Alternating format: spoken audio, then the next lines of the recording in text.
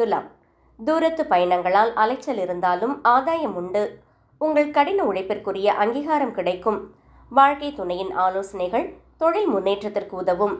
அதிர்ஷ்ட எண் 7. அதிர்ஷ்ட திசை மேற்கு. வழிபாடு துர்க்கையம்மனுக்கு நெய் தீபம் ஏற்றி வழிபட இன்னல்கள் குறையும். விருச்சிகம். இன்று உங்களுக்கு சந்திராஷ்டமம் தொடங்குவதால் இதிலும் விழிப்புணர்வுடன் இருக்கவும். மற்றவர்களுடன் வீண் விவாதங்களை தவிர்க்கவும். புதிய முதலீடுகளை தள்ளி போடுவது நல்லது. அதிர்ஷ்ட எண் 9. அதிர்ஷ்ட திசை தெற்கு. வழிபாடு சிவபெருமானை மனதார தியானித்து ஓம் நமச்சிவாய மந்திரத்தை சொல்லவும். தனுசு. குடும்பத்தில் மகிழ்ச்சியான சூழல் நிலவும்.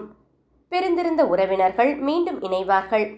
கூட்டுத் தொழிலில் நல்ல லாபம் கிடைக்கும். நண்பர்களின் உதவியால் முக்கிய பணிகளை முடிப்பீர்கள்.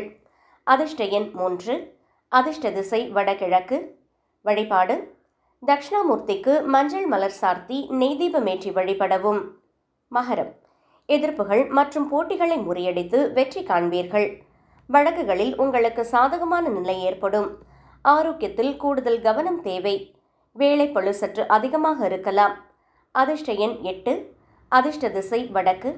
வழிபாடு ஆஞ்சநேயருக்கு வெண்ணெய் காப்பு சார்த்தி வழிபட தைரியம் பிறக்கும். கும்பம். பிள்ளைகளின் கல்வி மற்றும் வேலை வாய்ப்பில் முன்னேற்றம் ஏற்படும். புதிய படைப்பாற்றல் வெளிப்படும் நாள். உங்களின் திறமைக்கு தகுந்த வாய்ப்புகள் தேடி வரும். மன மகிழ்ச்சியான நாள். அதிர்ஷ்ட எண் 4. அதிர்ஷ்ட திசை மேற்கு.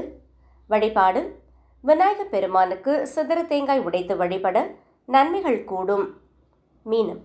புதிய வீடு அல்லது வாகனங்கள் வாங்கும் முயற்சிகள் கைகூடும். உறவினர்களுடன் இருந்த மனஸ்தாபங்கள் நீங்கும்.